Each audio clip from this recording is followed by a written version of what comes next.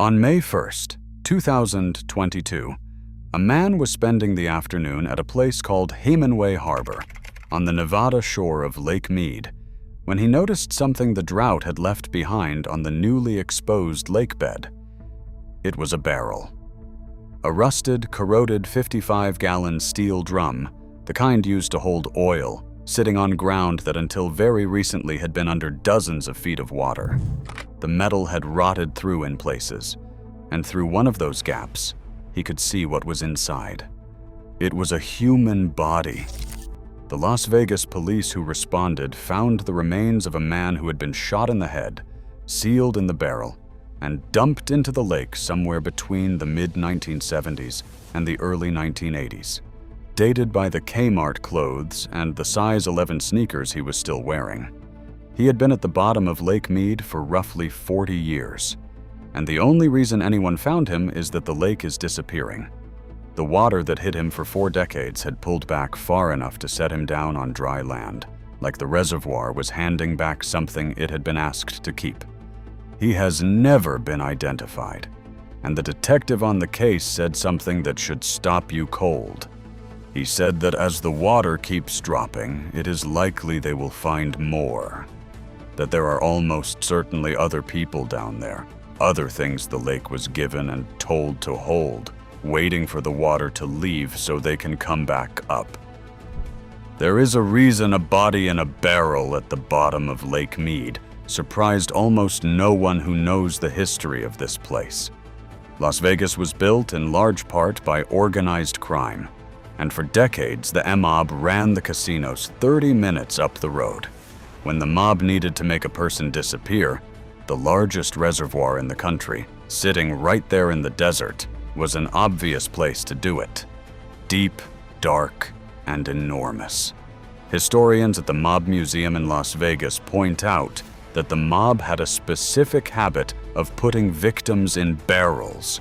The most famous example is a gangster named Johnny Roselli, who had deep Las Vegas connections and was murdered in 1976, stuffed into a 55-gallon drum and dumped into a bay near Miami.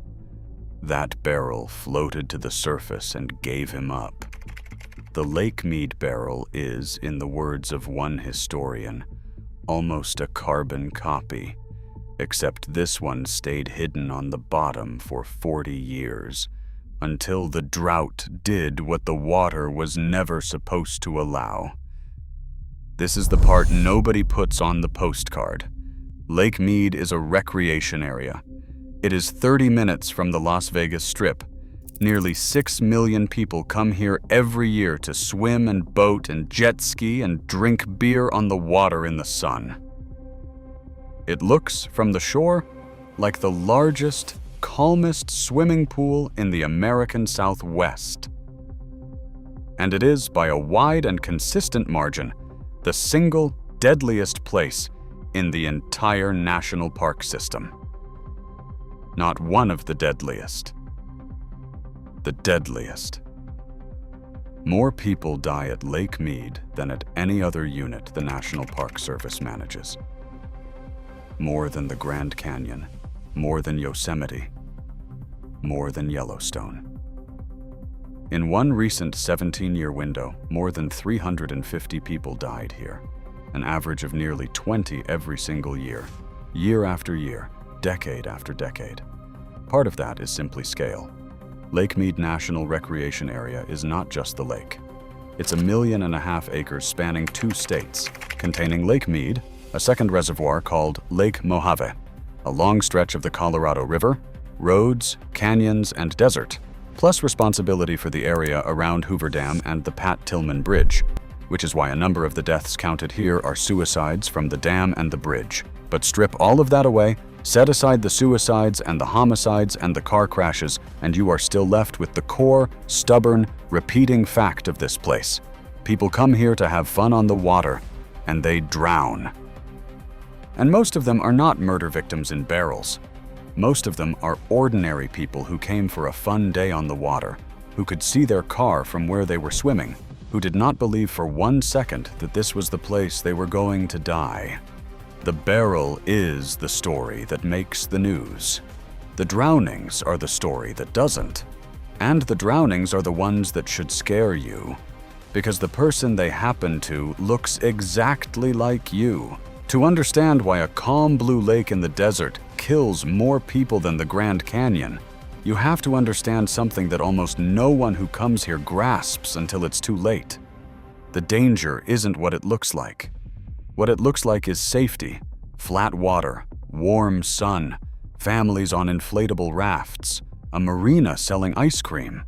What it actually is 290 square miles of open water with no lifeguards, water that turns violently cold a few feet down, weather that can go from glass to whitecaps in 15 minutes, and a shoreline of sun-baked rock and hidden mud in a desert that regularly passes 110 degrees. Every one of those things is invisible from the parking lot, and every one of them has killed people who never saw it coming. Let's start with the water itself, because drowning is the #1 killer here, and drowning is the most misunderstood way to die in America. Lake Mead was created in the 1930s when the Hoover Dam plugged the Colorado River and the water backed up to fill the canyons behind it, drowning an entire valley and a Mormon town called St. Thomas in the process. What it left behind is enormous, the largest reservoir in the United States, more than 750 miles of shoreline, spread across 1.5 million acres of Nevada and Arizona. Since it filled, roughly 300 people have drowned in it. In a recent 10-year stretch, 56 people drowned, and 44 of those deaths happened in a single month, July, the peak of summer, the most crowded, most joyful, most ordinary time to be on the water. Here is the first thing people get wrong. They think drowning looks like it does in the movies, thrashing, splashing, screaming for help, arms waving over the head. It almost never looks like that. Real drowning is silent. There's a term for what actually happens: the instinctive drowning response. When a person is truly drowning, their body takes over and does everything it can to get the mouth above water to breathe, which means the arms are pressed down against the surface, not waved overhead. The mouth sinks below the waterline and reappears, sinks and reappears, with no time to inhale and exhale and also call out. Breathing wins every time, because the body will not spend air on a scream when it is starving for oxygen. The person cannot wave for help. They cannot shout. They usually cannot even kick toward a rescuer.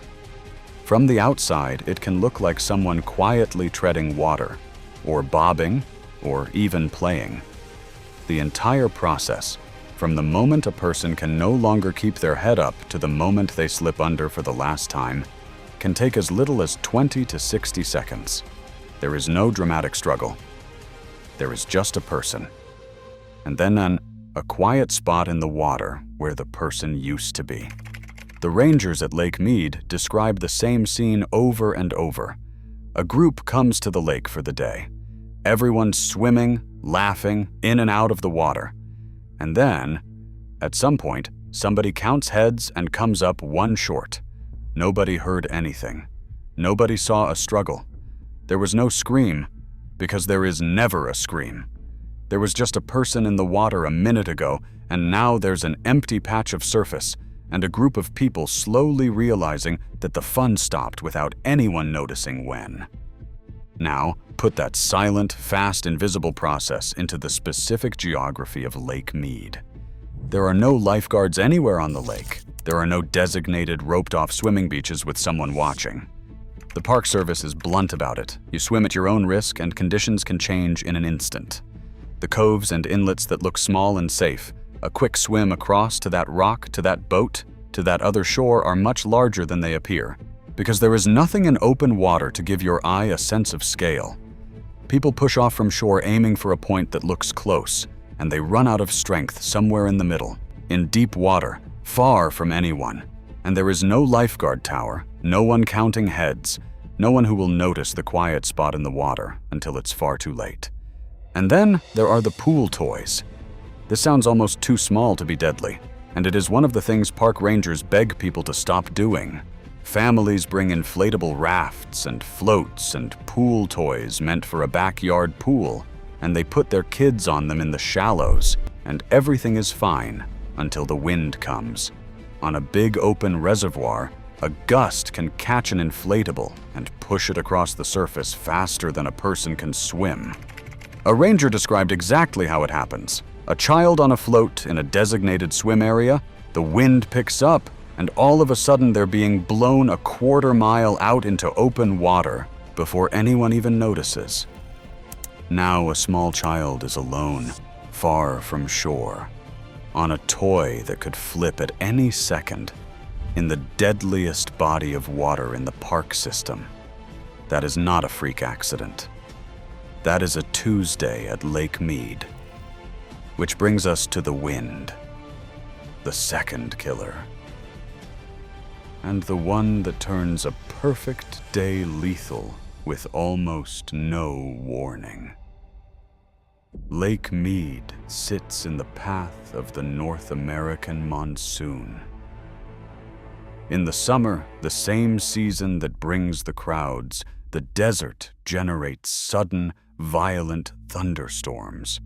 A morning that starts out glassy and calm can, within 15 minutes, produce winds strong enough to raise steep, chaotic waves across open water. And Lake Mead is big enough, nearly 300 square miles of waterway, that the wind has room to build real waves, the kind that swamp small boats and personal watercraft.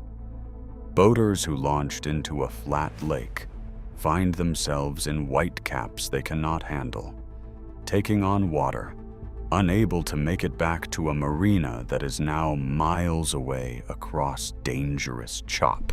Swimmers who were comfortable 100 yards from shore suddenly cannot make progress against the wind and the waves and are pushed further out. The National Park Service has repeatedly tied Lake Mead deaths to exactly this: monsoon winds catching boaters off guard, creating hazardous conditions in minutes on water that had been calm all morning. The lake does not warn you. The sky in the distance is your only warning, and most people on a boat with a cooler and a good time going are not watching the sky. But the deadliest thing about the water at Lake Mead is the thing you cannot see at all, and it kills the strongest, most confident swimmers, the ones least likely to think it could happen to them. It is the cold. Here is what almost no one understands about a deep desert reservoir. The surface, baking under 110-degree sun, can be bathwater warm.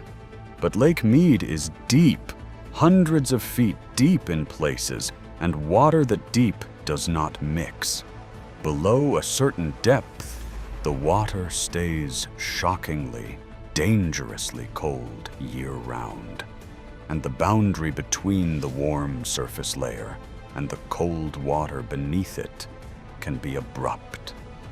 A swimmer diving down, or a person who falls off a boat into open water, or someone whose legs simply dangle below the warm surface layer, can suddenly hit water that is dozens of degrees colder than the surface.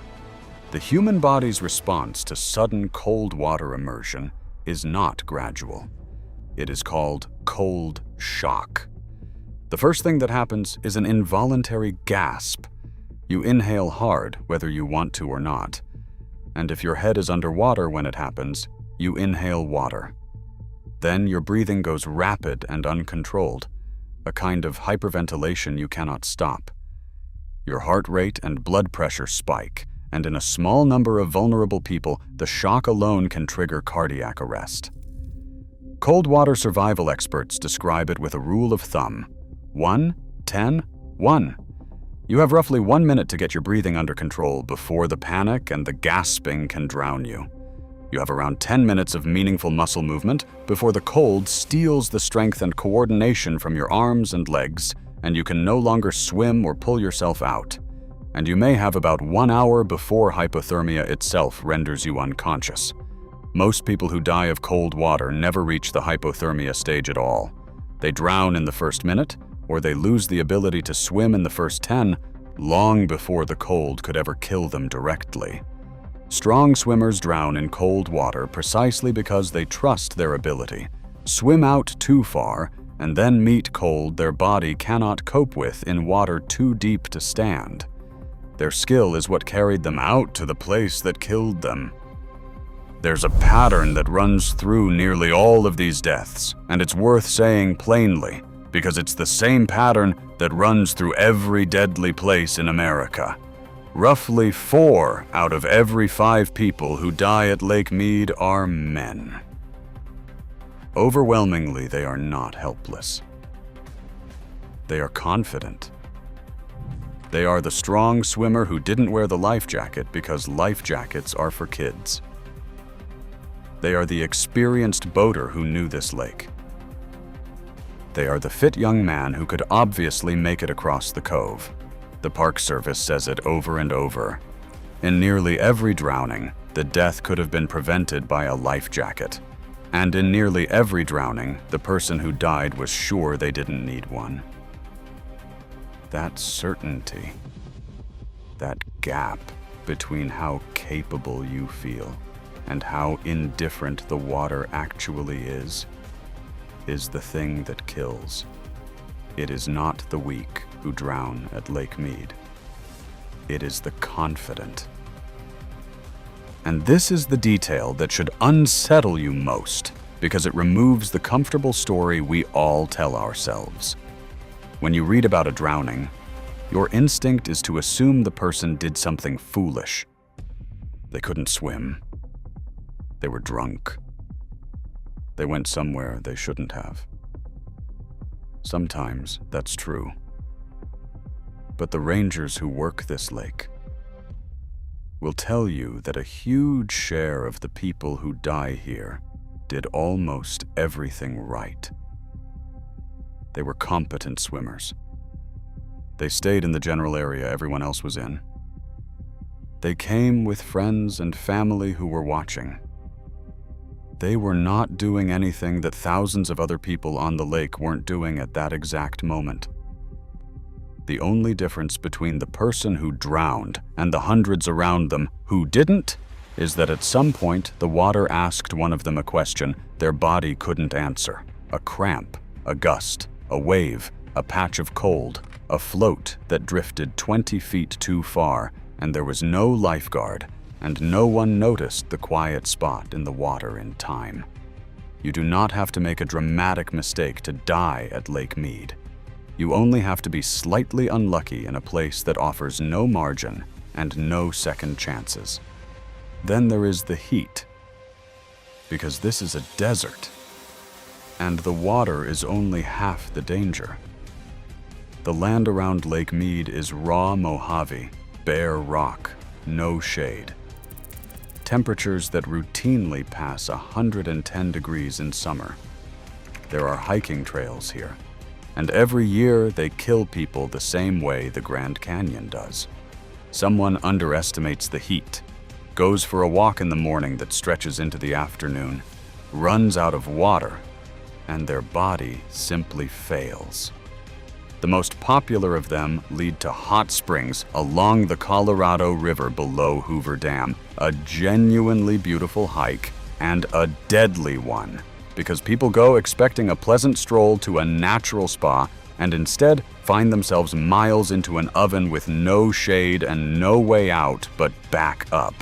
The danger is so reliable that the Park Service now closes several of these strenuous trails, including the hot springs trails, every single summer from the middle of May through the end of September, because leaving them open is leaving a loaded trap.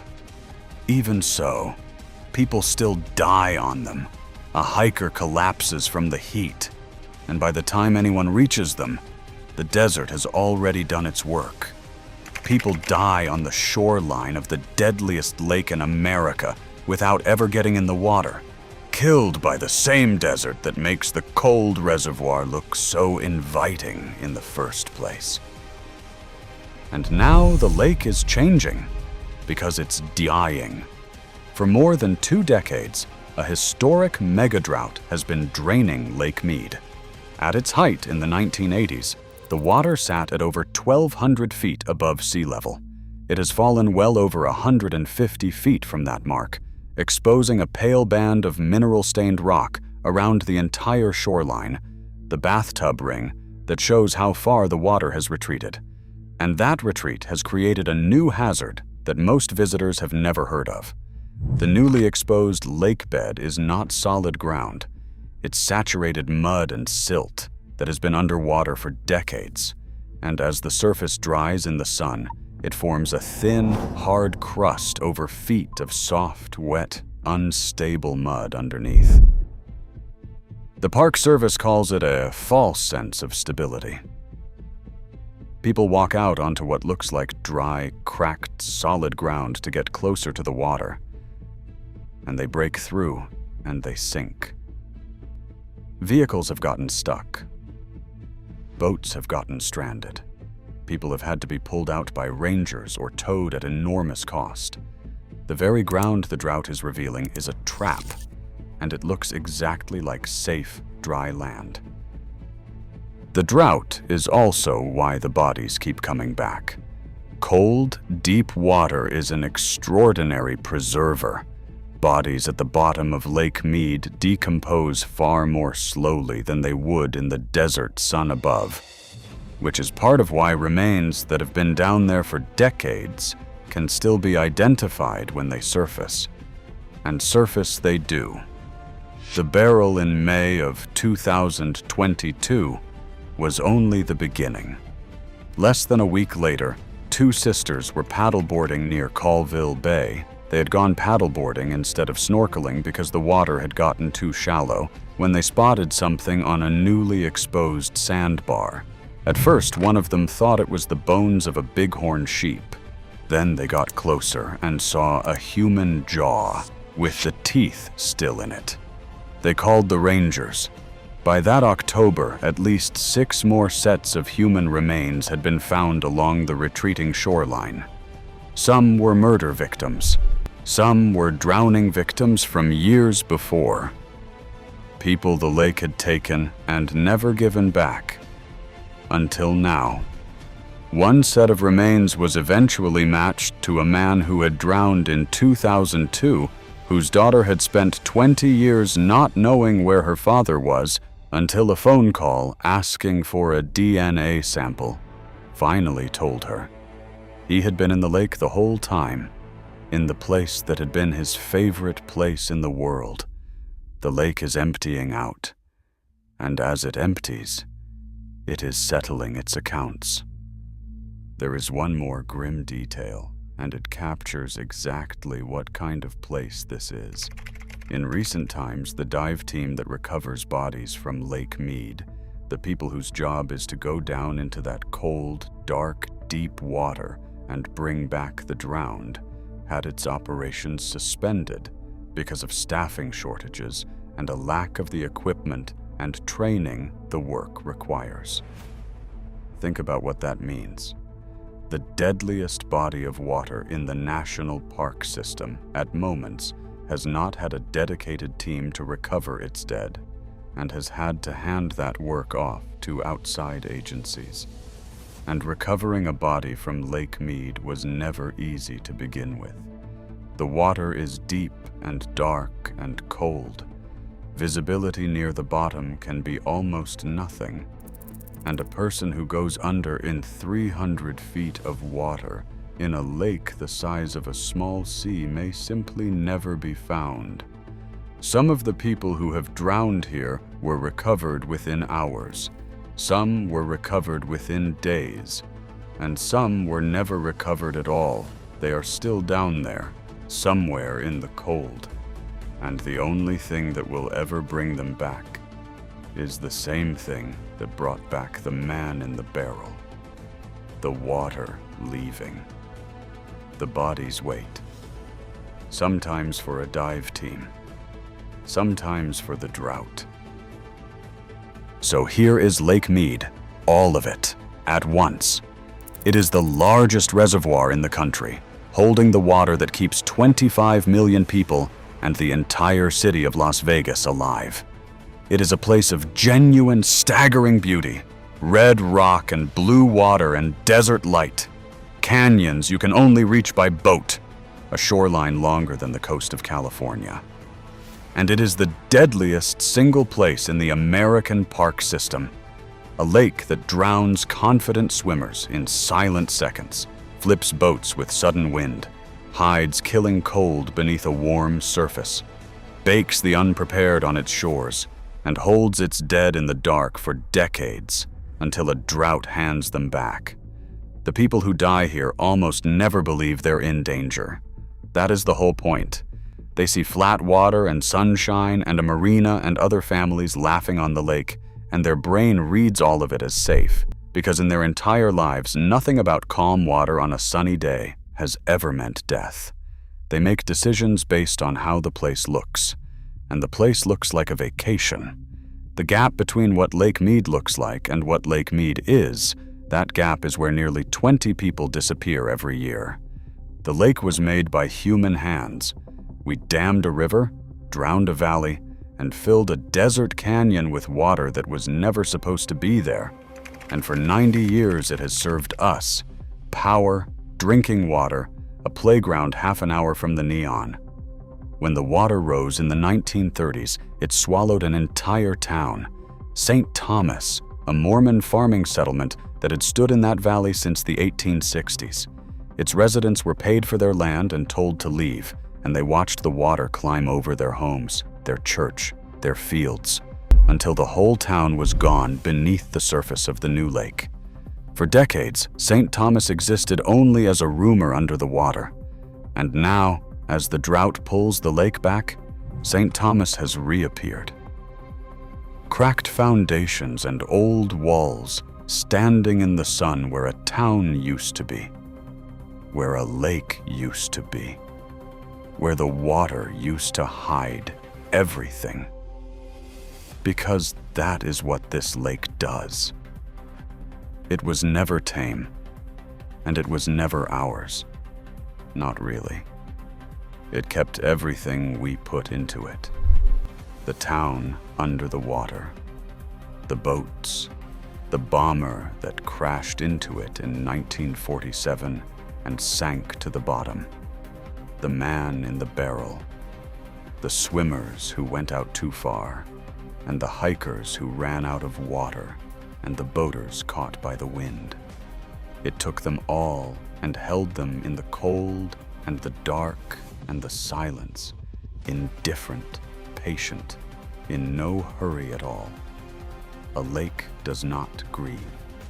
It does not warn. It does not distinguish between the tourist on a jet ski and the body sealed in a drum. It simply holds what it is given, at the temperature and the depth and the darkness of its choosing, for exactly as long as it decides to. And now the water is leaving. Every year it drops a little further, pulls back a little more, exposes a little more of what it has been keeping. The bathtub ring climbs higher up the canyon walls. The old shorelines reappear. The drowned town comes back into the light. And the dead come back one by one, laid out on the dry mud where the water used to be, waiting to be found. If you go to Lake Mead, and millions of people will this year, and most of them will have a wonderful, ordinary day, understand what you are actually looking at when you stand on that shore.